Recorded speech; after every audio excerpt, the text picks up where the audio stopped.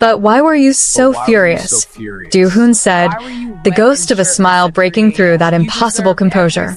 Lisa laughed, really laughed, her wine glass hovering midair. Why were you wet and shirtless at 3 a.m.? You deserved every second of it. He looked at her the way he always did when he thought she wasn't paying attention, like she was the only thing in the room worth cataloging. Do you know how many nights I had planned for you to show up? He said quietly. So, I was adequately prepared for you. She reached across the table. His hand turned over to meet hers, automatic, unhesitating. And for exactly 4 seconds, they were just two people in a restaurant, laughing about a door. Then the car came through the window. No warning, no screech of brakes, just glass exploding inward like a detonation, headlights flooding the dining room, screaming erupting from every direction as tables overturned and the carefully constructed peace of their evening became, in a single breath, a kill zone. Then the gunshots started. Controlled, methodical, not panic firing, hunting fire. The kind that sweeps a room in a pattern, eliminating exits one by one. A chandelier detonated overhead. A waiter dropped. Someone was shouting coordinates into an earpiece, and every shot was moving closer. Do Hoon was already moving. His hand closed around Lisa's wrist before she'd fully processed what was happening. Not pulling, propelling, his body already angled between her and the gunfire as they blew through the kitchen, through a fire exit, and into the rain-slicked alley behind the restaurant where, by design or by miracle, a power bike sat unchained against the wall. He swung onto it. She was on behind him before he told her to be. Hold on, he said, quiet, flat, the voice of a man who had already calculated the next 6 moves. How bad? She asked against his shoulder. The first pursuing vehicle screamed around the corner, headlights cutting the rain. Hold on, he repeated. The engine tore open the night, and Seoul swallowed them whole. Neon bleeding across wet asphalt. The city a blur of light and danger as the hunters poured into the streets behind them. Lisa's fingers locked around his jacket, her heart detonating in her chest, her mind running the only calculation that mattered. Someone had known exactly where they were. Someone had waited for the smile. This was a clear case of contrast manipulation, a deliberate tactic used by high-level operatives and criminal organizations where a target is allowed to experience safety, warmth, and emotional vulnerability specifically to maximize psychological damage when the attack lands. You don't break a person at their strongest. You wait for the exact moment they've finally exhaled. Lin Do Hoon didn't send that car at midnight. He sent it at the precise moment his son smiled, because a man protecting something he loves is simultaneously at his most dangerous and his most destroyable. If you've been here since Lisa first pounded on that door in her pajamas, you already know this story doesn't do forgettable. It does cinematic. It does the kind of emotional warfare that finds you at 3:14 a.m. and refuses to let go. So if you haven't subscribed yet, do it now, ring that bell, and plant yourself in the front row, because the stolen heir is just getting started. Mafia bloodlines, stolen identities, a love forged in gunfire, and a truth so shattering it will rewrite everything you thought you knew about these two. Drop a comment right now and tell me, where in the world are you watching from? Are you sneaking this in at work, lying in bed when you absolutely should be sleeping, or stealing 5 minutes of escape on your commute? I'm in the comments. I'm reading every single one. Don't make me come find you. The power bike hit 140 kilometers per hour before they cleared the first intersection. Do Hoon didn't use the roads so much as read them, cutting through gaps that didn't exist until he made them, the bike banking hard through rain-glazed corners while Lisa pressed her face against his shoulder and counted gunshots the way other people counted prayers. 3 vehicles. Maybe 4. She could hear the engines multiplying behind them like something breeding in the dark. Left, she said sharply. He was already turning. That was the thing nobody understood about them, the rhythm they developed without ever agreeing to it. She read patterns. He moved through them. Together they were something neither could fully explain, and their pursuers were only now beginning to understand. The first car clipped a street vendor's stall and spun out in a cascade of sparks. The second overshot the turn Do Hoon had taken at the last possible second, tires screaming against wet concrete. The third stayed with them, closer than the others, better driven, the headlights fixed in the wing mirror like a pair of cold, patient eyes. Professional. They're not trying to stop us, Lisa said, her voice cutting clean through the wind. They're hurting us. Do Hoon's jaw tightened. He'd already reached the same conclusion 30 seconds ago and had been quietly dismantling it ever since. He yanked the bike down a service corridor between two commercial towers, killed the headlight, and ran them on darkness and memory alone for 11 seconds that felt considerably longer. The pursuing car shot past the entrance. Overshot. Gone. Silence, except for the rain and both of them breathing. Lisa unclenched her fingers from his jacket one by one. Your father, she said. Not a question. My father, he confirmed, in the tone he reserved for things he intended to resolve permanently. She stared at the rain-bright mouth of the alley and felt the full weight of the evening rearranging itself in her chest. The candlelight, his hand turning over to meet hers, for seconds of something that had felt, dangerously, like a normal life. Then the glass. Then the gunfire. Then this. They knew the restaurant, she said quietly. The table. The time. She paused. Do Hoon. Someone inside told them. He said nothing, which was its own kind of answer. She watched his profile in the ambient glow of the city. Still, controlled, the careful blankness of a man reordering everything he thought he knew, and felt the first cold thread of something she couldn't yet name pull tight in her chest. They couldn't go back to the penthouse. They couldn't go anywhere they'd been before. Seoul blazed around them. 10 million lives, indifferent and infinite, and somewhere inside its neon arteries, the hunt was already regrouping. They found a safe house in Mapogu at 1 a.m. Third floor. Cash-only lease held under a name that didn't exist. Do Hoon had 3 such properties in Seoul, and Lisa had stopped being surprised by this approximately 2 weeks into knowing him. She had her laptop open before he'd finished locking the door. The frame-up was surgical. That was what made it nauseating, not the audacity of it but the precision. Her whistleblower manifesto, the one supposedly linked to the assassination of Assemblyman Choi Byung-wook, didn't just mimic her style. It was her style, the exact sentence cadence, the specific way she buried her sharpest accusations inside subordinate clauses, the 3- punctuation pattern she used when she wanted a reader to feel the weight of a pause. Nobody knew that pattern. She had never discussed it.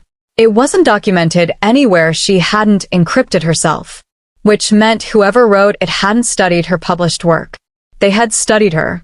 It came from inside your cyber division, she said, not looking up. The metadata trail is routed through 3 offshore proxies, but the timestamp gaps follow your team's shift rotation exactly. She turned the screen toward him. Someone has been reading my keystrokes for months. Do Hoon looked at the screen for a long moment. A keylogger. Did you know a keylogger is a software that silently records every keystroke on a device?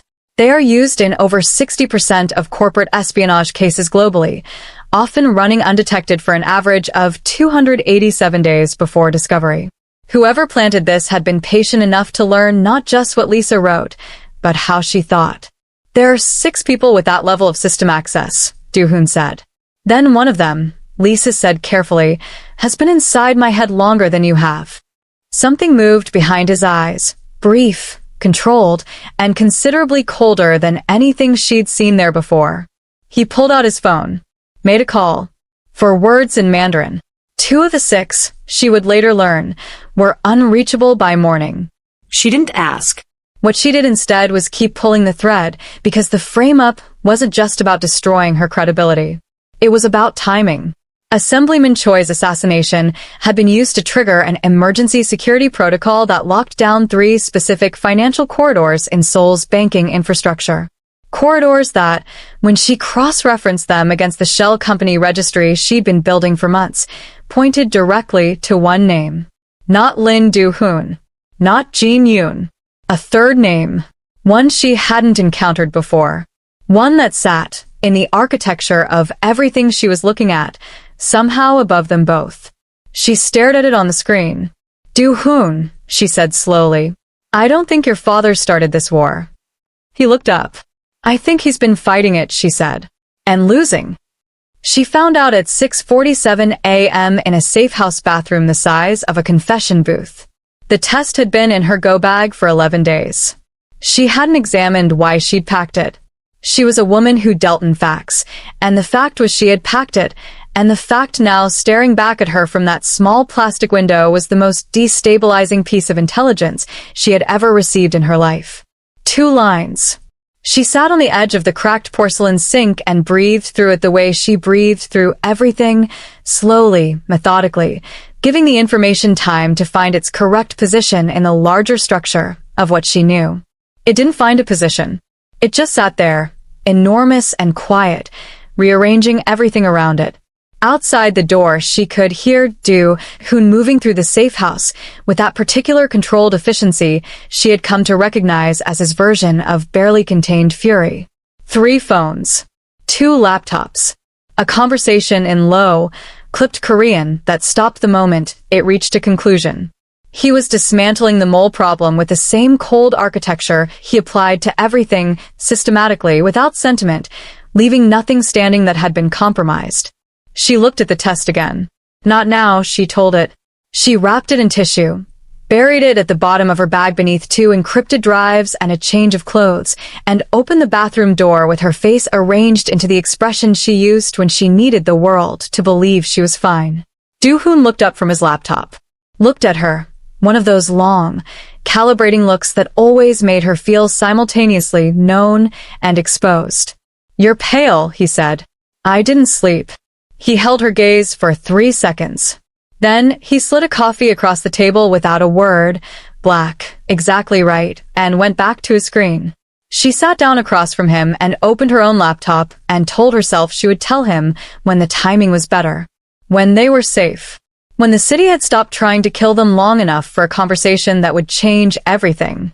She watched him work, jaw set, eyes moving fast across data she wasn't cleared to see, the full weight of his unraveling empire pressing down on him in ways he would never articulate, and felt the secret settle into her chest like something taking up permanent residence. He was already carrying so much. She watched him reach for his coffee and noticed, for the first time, the faint tremor in his hand he'd been suppressing for 2 days. Not fear. Exhaustion. The kind that lived below the surface of men who refused to acknowledge they were human. Not yet, she thought again. But she knew, with the same instinct that had kept her alive this long, that not yet had an expiry date. And it was coming fast. The woman lived 40 minutes outside Seoul in a house that didn't appear on any map Do Hoon had ever been given. That alone told Lisa everything. She was older than expected. Composed in the way of someone who had survived something catastrophic and rebuilt themselves so completely that the damage was only visible in the stillness. The way she stood in the doorway, the way her eyes went to Do Hoon's face and stayed there, drinking him in with the particular hunger of a person who had been looking at a photograph for years and was now confronting the real thing. He stopped walking when he saw her. Lisa had never seen him stop like that before. Not for gunfire. Not for betrayal. Not for any of it. But he stopped for this woman, 3 meters from her door, and something in his face did what she had only seen it do once. In the penthouse, in the low pre-dawn light, in the moment before he kissed her. It opened. You knew, he said. His voice was very quiet. You knew the whole time. I knew, she said, from the moment they put you in my arms. She paused. And I knew from the moment they took you out of them. Infant abduction from hospitals, while rare, follows a documented psychological pattern. Perpetrators almost always choose children born to rivals or enemies, weaponizing bloodline as a form of generational control. Lin Do Hoon hadn't stolen a baby. He had stolen a dynasty. She told them everything. Jin Yoon, the name Lisa had found sitting above all others in the Shell registry, was not simply a rival kingpin. He was Do Hoon's biological father. 31 years ago, Lin Do Hoon had taken the infant son of his greatest enemy from a private clinic in Busan, erased the birth records, and raised him as his own. Not out of love, out of strategy. A stolen heir groomed in the enemy's own image, loyal to the wrong father, a weapon that had been quietly loading itself for 3 decades. Do Hoon stood very still through all of it. Lisa watched him absorb it the way a structure absorbs a controlled demolition, floor by floor, each certainty collapsing into the one below it, and somewhere underneath all of it, the foundation of who he believed himself to be cracking clean through. When the woman finished, he said nothing for a long time. Then, "Does Jin Yoon know I exist?" "He's always known," she said softly. "He's been waiting for you to find out." Lisa reached across and put her hand over Do Hoon's. He didn't move, didn't speak, but his fingers closed around hers with a pressure that said everything he had no architecture left to hide behind. The man who had engineered everything had just discovered he was someone else's blueprint. This story isn't slowing down. It's just getting started. If you felt every word of that, you already know you belong here. Hit subscribe right now and turn on the notification bell because the next chapter drops before you're ready, and trust me, you do not want to be the last one in the room when it does. This is your world now. Don't leave it. They found the mole on a Wednesday. His name was Seo Jin-ho, 26 years old. 3 years inside Do Hoon's cyber division, hired on a recommendation from a senior analyst who had since disappeared into the kind of silence that didn't produce bodies. He had a modest apartment in Yongsan, a gaming setup that cost more than his salary explained, and a secondary phone registered to a shell company that Lisa traced in 40 minutes flat. Do Hoon had him in a chair in the Mapogu safe house by nightfall. Lisa stayed in the next room. She told herself it was to keep working. She had 3 threads still unraveling in the shell registry, and the 72-hour window on the 3rd name was narrowing. She told herself she was being practical. She stayed because she didn't trust what she would feel watching it. She heard it anyway. It started controlled. Do Hoon's voice low and precise, asking questions with the patience of a man who already knew the answers and was simply offering the other person an opportunity to demonstrate some dignity. Seo Jin-ho, to his significant misfortune, chose defiance. Then the controlled part ended. Lisa had written about violence for years. She understood it as a language, the grammar of power, the punctuation of fear. She had documented it, dissected it, traced its financial and political architecture across 3 continents. She thought she understood what it sounded like. She had not heard it like this. Without rage, without heat. Just cold, methodical, unhurried. The sound of a man who had stopped calculating consequences because he had already decided there weren't any that mattered. It lasted 9 minutes. When Do Hoon came back through the door, his knuckles were split, and his expression was the blankiest she had ever seen it. Not empty, cleared. Like a surface that had been wiped of everything, including the things that were supposed to stay. He was feeding location data for 6 weeks, he said, moving to the sink. Every safe house. Every route. Every restaurant. He ran the water. Including last night. Lisa watched him rinse his hands with a focused calm of someone performing a ritual. Do Hoon. He'll live, he said flatly. Probably. That's not, she stopped. Measured her next words with the precision she used for everything that mattered. That's not what I was going to say. He turned off the tap, stood with his back to her, both hands braced against the sink, and she could see it in the set of his shoulders. The thing he was holding back, the fracture running beneath the controlled surface, the identity collapse that had been accumulating since a woman in a house outside Seoul had told him his entire life was someone else's architecture. She crossed the room, stood behind him, didn't touch him, not yet. You beat him into a coma, she said quietly. And you felt nothing. A long silence. I felt everything, he said. Quieter than she'd ever heard him. That's the problem. She understood then. The blankness was an absence. It was containment. The face of a man pressing his full weight against a door he was terrified to let open because he didn't know what version of himself lived on the other side of it. She put her hand flat against his back. Steady. Present. You're not him, she said. Either of them. He didn't respond. But some of the tension beneath her palm released, barely, fractionally, like a structure that had been holding its breath and finally, reluctantly, allowed itself one exhale. She stayed there until the water stopped dripping. She told him at 2:19 a.m. Not because the timing was right. The timing was catastrophically wrong, sandwiched between a mole in a coma and a biological father who was reportedly mobilizing, but because she had watched his hand tremble twice at dinner and had understood, with cold clarity, that she was running out of time to carry it alone. He was at the window when she came to find him. Soul spread below, blazing and indifferent, and he was looking at it the way he had in the early days, like a man surveying something he owned. Except now she knew better. He wasn't surveying. He was studying himself against the only thing that hadn't changed shape on him. "I need to tell you something," she said. He turned. Read her face in the way he always did. Fast, thorough. The assessment of a man whose survival had always depended on accurate intelligence.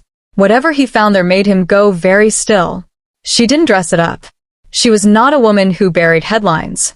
"I'm pregnant." The human body begins producing HCG, the hormone that confirms pregnancy, within 6 days of conception, rising so rapidly it doubles every 48 hours, flooding the system with a biological fact before the mind has fully processed the emotional one. Lisa's body had known before she did. She suspected, on some level, that Do Hoon's had too. The silence that followed was the longest she had ever given him. He didn't move, didn't speak. Just looked at her with an expression she had no existing category for. Not shock exactly, not the careful blankness he deployed when information threatened his composure. Something raw. Something that moved behind his eyes like weather, like a system building offshore that hadn't decided yet what it intended to become. Then he crossed the room. He didn't say anything. He put both hands on her face, careful, the way he did everything that mattered, and looked at her with the full, unguarded weight of a man who had spent his entire life building walls and had just watched the last one become irrelevant. "How long?" he asked. 11 weeks, approximately.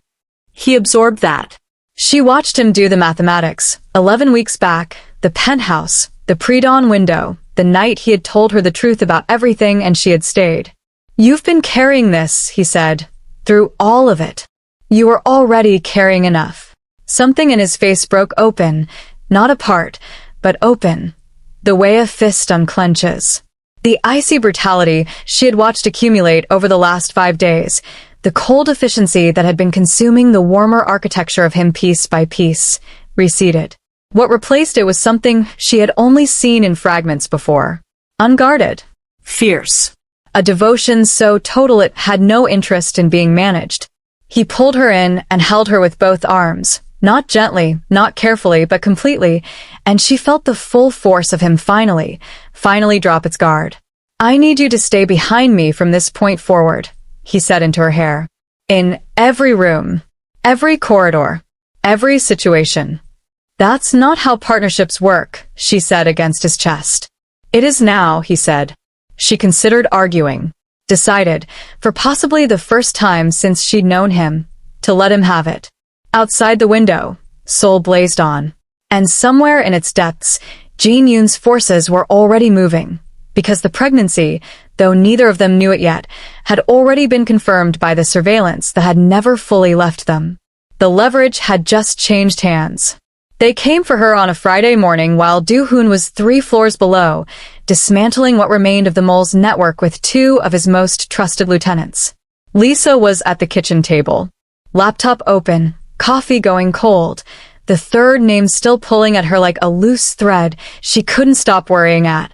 She had built a map overnight, shell companies, financial corridors, political appointments, and what it showed her was something so structurally vast that she had been sitting with it for 2 hours, turning it over, looking for the flaw in her own logic. There wasn't one. She heard the door first. Not a breach, that was what made it effective. A key. The specific, unhurried sound of someone who belonged. She was halfway to standing when the first man came through, and she understood in the same breath that there were 2 more behind him and that the exit behind her had already been covered before she'd registered the entry. Professional. Patient. The kind of operation that had been rehearsed. She went for her phone. It was gone before she completed the movement, lifted from the table with a precision that told her they had studied the room before entering it. One of them said something in a dialect she half recognized, and she filed it. Jin Yoon's people, not Lin Do Hoon's, and kept her breathing even and her eyes moving, cataloging everything the way she always did when her body wanted to panic and her mind refused permission. Lisa Craden, the lead man, said, in careful English, "Mr. Jin would like to meet you." "I'm not available," she said. He almost smiled.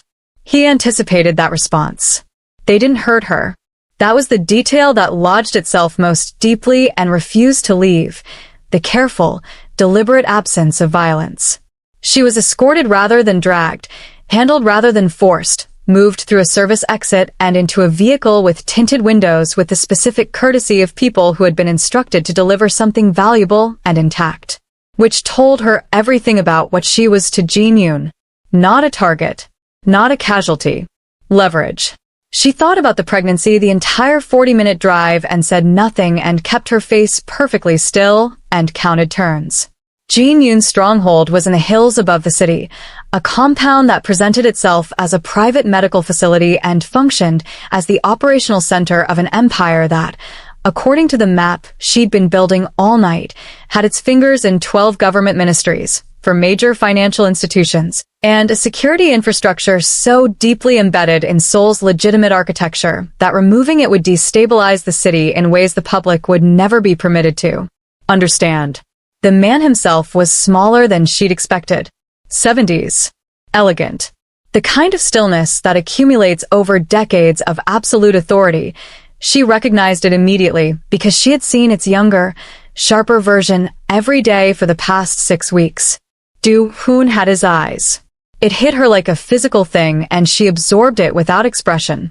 "Sit down, Miss Craden," Jin Yoon said, with the courtesy of a man who had never needed to raise his voice because the room had always already been listening. "I've been wanting to speak with you for some time." "About what?" she said, though she already knew. "About my son." He paused, precise as a blade. "And his child." The room temperature dropped several degrees. Lisa held his gaze and felt the full architecture of it lock into place around her. The kidnapping, the frame-up, the mole, the manufactured proximity, all of it. Not a war between two men, but a decades-long operation to reclaim a stolen bloodline, and she and the life she was carrying were the final piece of leverage in a game that had started 31 years before she'd ever knocked on a door at 3 a.m. "You've been watching us," she said. "I've been waiting," he corrected gently. "There's a difference." She thought of Do Hoon saying exactly the same thing to her in a doorframe, what felt like a lifetime ago. "Like father," he said. "Like son."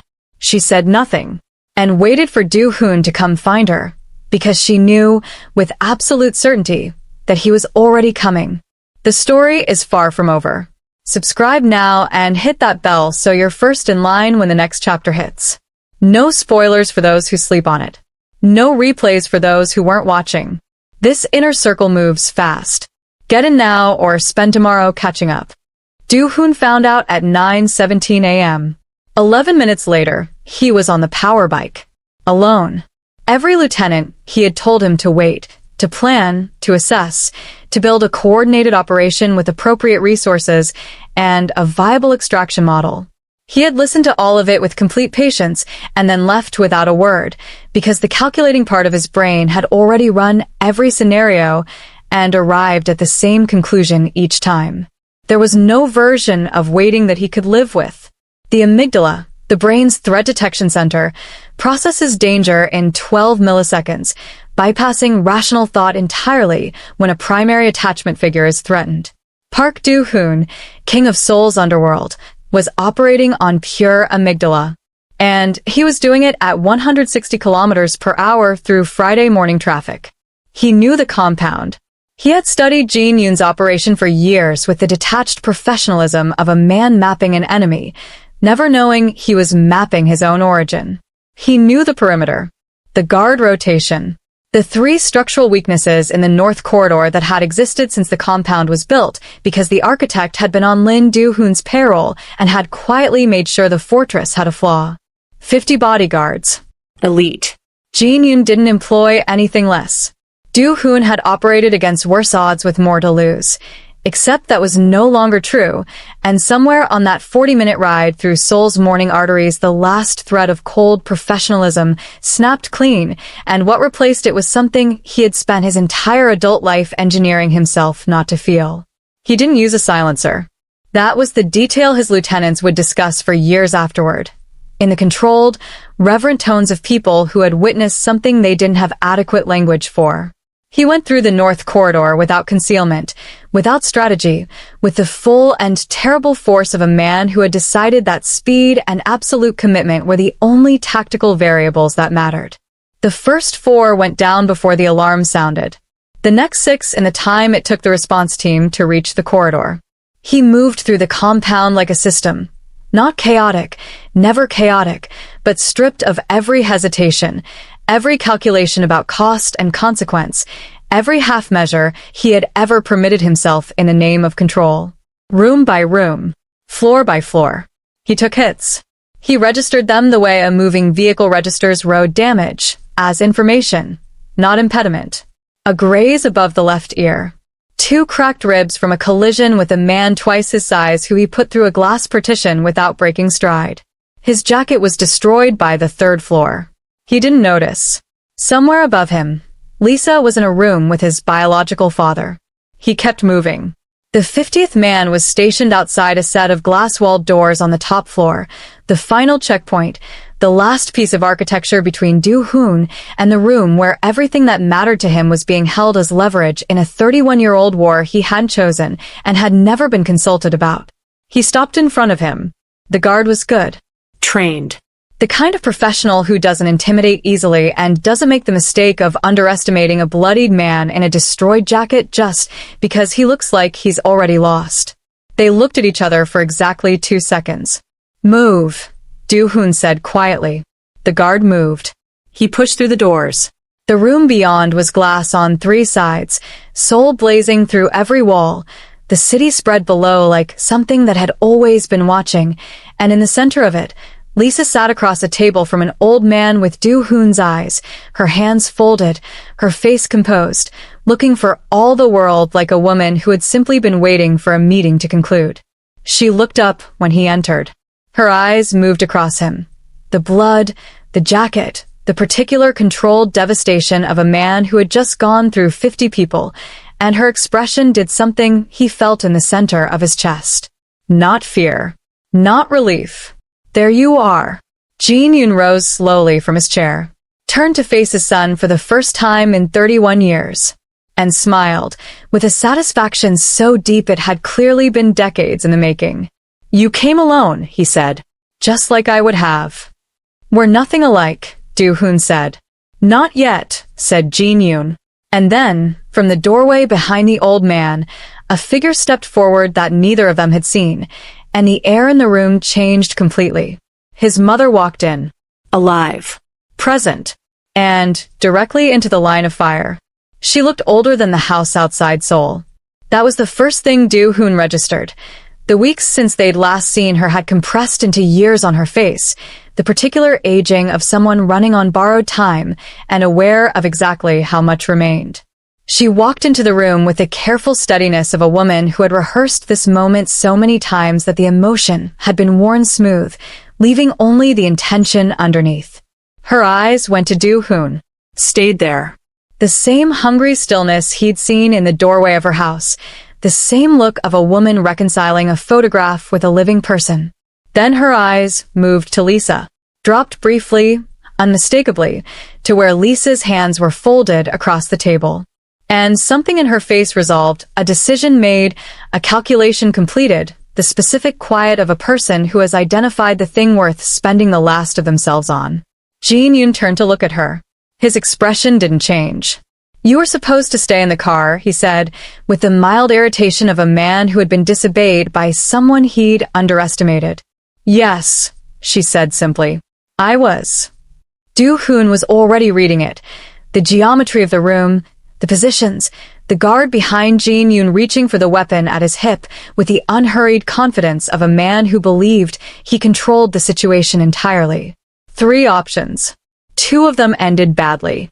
One of them required him to move in the next 4 seconds and accept a cost he hadn't factored. His mother factored it for him. She moved between Do Hoon and the guard with a speed that had no business existing in a woman her age. Not dramatic, not cinematic, simply deliberate. The movement of someone who had made their choice long before they walked through the door. The shot that had been intended to end the conversation, to eliminate the complication of a son who had just dismantled an army and was now standing in the architect's living room, went into her instead. The sound of it was very small. She didn't fall immediately. That was the thing that lodged itself in Do Hoon's chest like something structural and refused to move. She stayed standing for 3 full seconds, her hand pressed flat against the wound, her eyes on him, clear and present and completely without regret. Then he was there, catching her before the floor could, lowering her with a gentlessness that had no precedent in anything he had done in the last 3 hours. Lisa was beside him in the same moment. He didn't register moving to her. She was simply there, her hand on his back, steady and present in the way she had been since the beginning, since a bathroom floor and a 2-line test and a secret she had carried alone through everything. Behind them, Jin Yoon hadn't moved.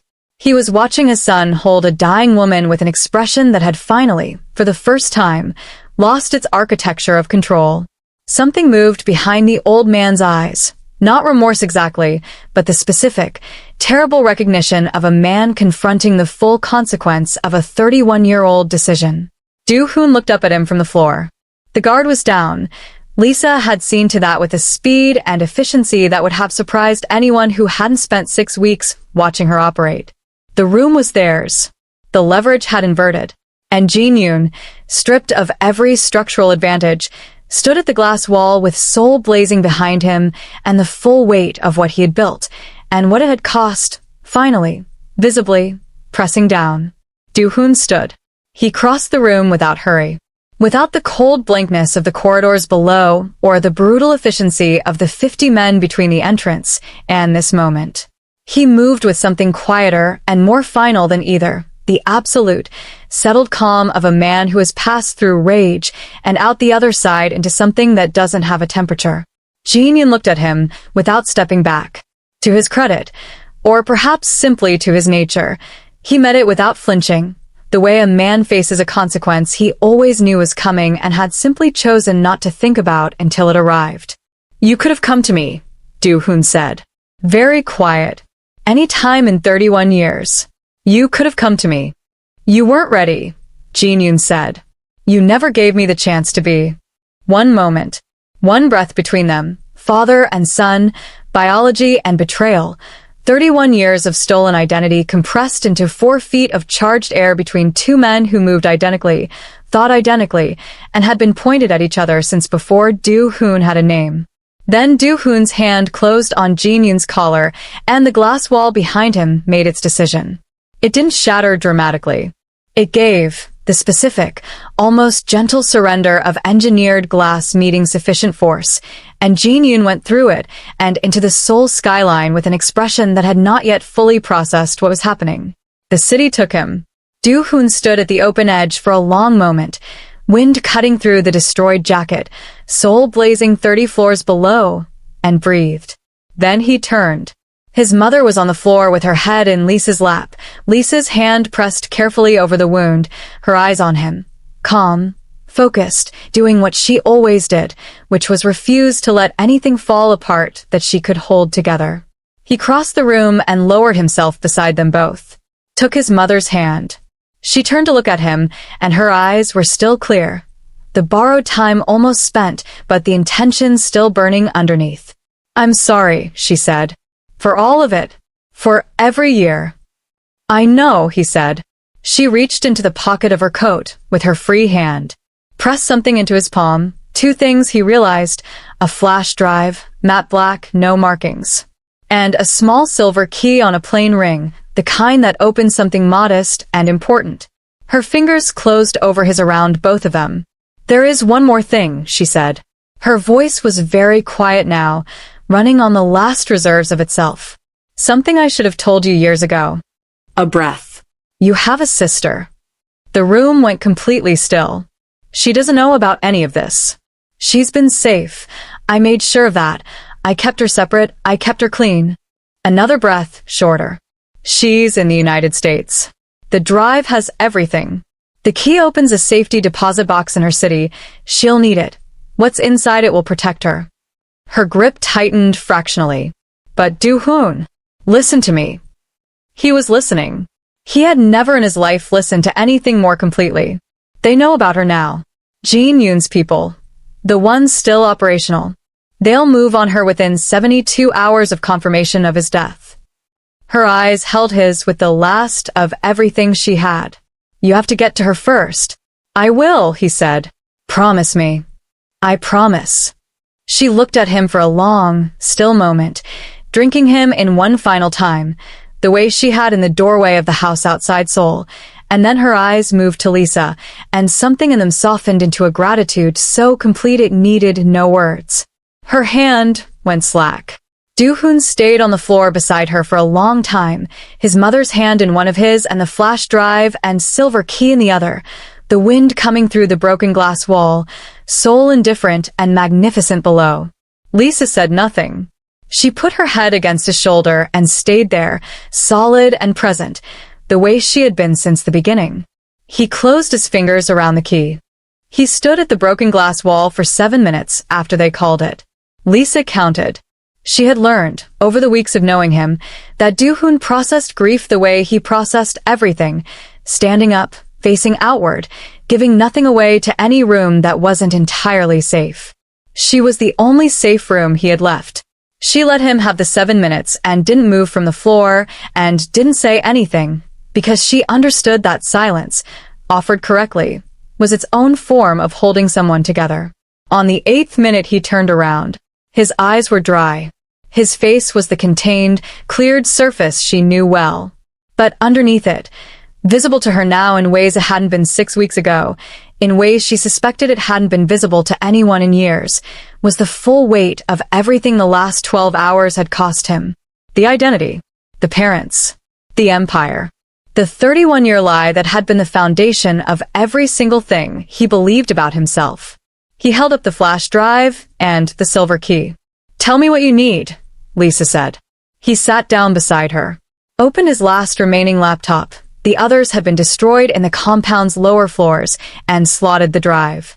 She leaned in beside him, close enough that he could feel the warmth of her, and they read together in silence as the file structure opened. The United States hosts over 1.2 million safety deposit boxes, many containing documents, assets, and identities held by individuals with no formal connection to financial institutions, a largely unregulated system that has sheltered everything from inheritance documents to evidence in federal cases. The drive contained a life. A full, carefully constructed parallel existence. Identity documents, a residential address in a mid-sized American city, financial accounts under a name that had no traceable connection to either Jin Yoon or Lin Do Hoon, or anything that had happened in Seoul. A photograph. A young woman, mid-20s, dark-haired, with a particular stillness in her eyes that hit Do Hoon somewhere below the ribcage and registered as recognition before his mind had finished processing the image. She had his jaw, their mother's eyes, and the specific, self-contained composure of someone who had grown up alone and learned to make that sufficient. She doesn't know, Lisa said quietly. Nothing, Do Hoon confirmed. She grew up thinking she was an only child of ordinary people. He studied the photograph. She built her own life. Clean. Separate. A pause. My mother protected her from all of it. And now Jin Yoon's remaining network knows she exists. Which means she has approximately 68 hours from the moment his death is confirmed. He checked his watch. Confirmation will have reached his operational command within the last 20 minutes. Lisa was already doing the mathematics. Flight time to the US, plus ground time, plus the fact that we have no idea what she knows or doesn't know, or whether she'll believe a single word from a stranger who shows up telling her she's the secret daughter of a Seoul crime dynasty.